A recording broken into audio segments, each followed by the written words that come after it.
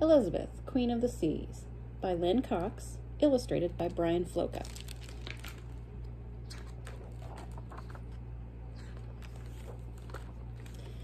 There was once a lovely elephant seal who lived in the city. Most elephant seals live in the ocean, in salt water. They sleep on rocky coasts and lie along sandy beaches. But this seal was different. She swam in the sweet, shallow waters of the Avon River, where it flowed through the heart of the city of Christchurch, New Zealand. When the seal grew tired, she'd pull herself onto the shore with her front flippers and then haul her back flippers up behind her. Moving up the soft shore like a giant inchworm, she'd stretch herself out on the long, cool grass and take a nap in the bright sunshine. And when she got hot, she'd use her flippers to toss huge clumps of cold, wet mud onto her back. The seal's coat was silvery brown. She was 8 feet long as a long surfboard, and she weighed 1,200 pounds, as much as 15 Labrador retrievers. The people of Christchurch knew there was something very special about her. She was strong and powerful and regal, like Elizabeth, the Queen of England, and so they named her Elizabeth, Queen of the Seas.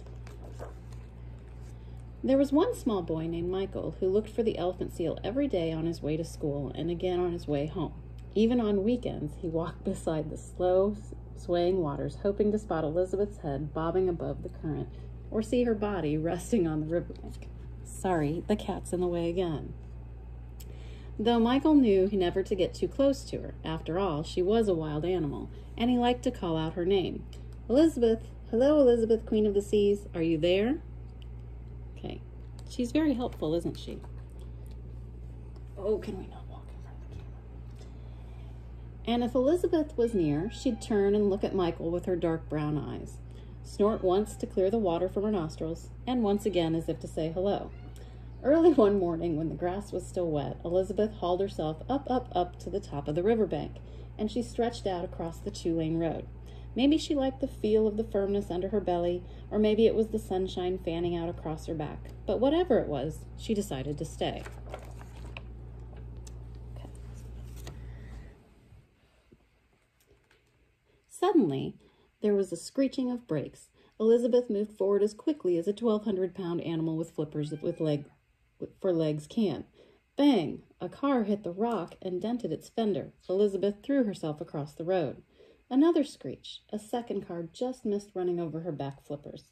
Elizabeth, Queen of the Seas, slid down the riverbank and belly flopped into the water. Elizabeth escapes death by a flipper's breadth, the Christchurch newspaper proclaimed the next day.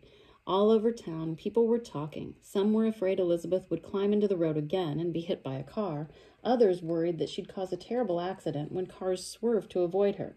They decided that maybe it would be better for Elizabeth to live with other elephant seals. If she lived far away from the city, she wouldn't be a danger to anyone.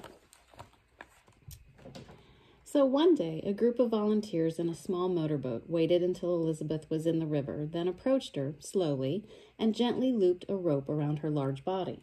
As they towed Elizabeth down the Avon River, a boy watched from the bridge. "Don't take my elephant seal away," Michael cried. "This is where she belongs." But the boat went on, towing Elizabeth out past the silty, brownish-green river into the cold, dark ocean. At last, the boat reached a sandy beach where other elephant seals lived. There, the crew set her free. Before Elizabeth, hundreds of elephant seals lay squished together. Huge males, 3 times the size of the females, were roaring, bellowing, and belching. Mother seals called to their babies with squeaks and squawks and whimpers, and babies squeaked back. Maybe it was because the beach was too crowded and noisy. Maybe she missed Christchurch, or maybe there was some other reason that we can never know. But Elizabeth chose not to stay. Instead, the Queen of the Seas turned around and made herself as streamlined as possible, tucking in her front flippers close to her side so that she could move swiftly through the water. Back across the cold, open ocean she swam, and into the sweet, warm Avon River. Still on she swam past the wispy willow trees that lined the shore until she reached her favorite sunbathing spot by the bridge. There she hauled herself out onto the riverbank and lay across the warm road. "Elizabeth, you're home," Michael shouted, and Elizabeth lifted her big head, looked at him with her dark brown eyes, and snorted loudly once, and then snorted again. It wasn't long before people all over Christchurch were running down to the riverbank or jumping on their bicycles to see Elizabeth. The traffic safety officers called the boat crew, who caught Elizabeth once again. This time, they towed Elizabeth to a sea colony far, far away from the city. Each day, Michael looked for his friend on the way to school and on his way home. Each day, there was no one there to greet him. But then one day, miraculously, Elizabeth was back, looking up at Michael and snorting before pulling her great body out to sun herself along the road.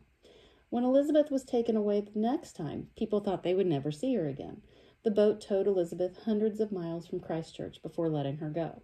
And as the seal pulled herself out of the ocean water onto some large rocks along the shore, the boat turned and headed back to Christchurch.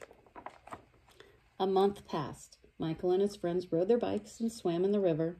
They explored, built forts, and lay in the wild fields outside Christchurch reading great books. And always they watched for Elizabeth. A second month passed, and then almost a third. Michael watched the water, and he wished upon the stars. And then one warm summer morning, Elizabeth was back. There in the water beneath the bridge was the beautiful elephant seal who weighed as much as 15 Labrador retrievers. "Welcome home, Elizabeth," Michael shouted. Elizabeth looked at him with her dark brown eyes, snorted once, and once again. Michael ran to tell his friends, who told their families, who all came down to the spot on the bridge. Looking out into the sun-speckled water, they cried, "Welcome home, Queen of the Seas." The people at Christchurch loved Elizabeth, and so they decided to put up a sign on the road where she liked to sleep. It was a bright yellow sign with large black letters on it that said, "Slow, Elephant Seal Crossing." To this day, townspeople wonder how Elizabeth managed to travel so far. They know she must have swum through huge waves and against strong currents. She must have swum tired, but still kept on swimming. She must have even swum while she slept, night after night after night. And they like to imagine that at last, when she reached the mouth of the Avon River, she swam upon a stream of moonlight until she reached the shore. There once was a lovely elephant seal who lived in the city, and that is exactly where she belonged. And here is a picture of the real Elizabeth.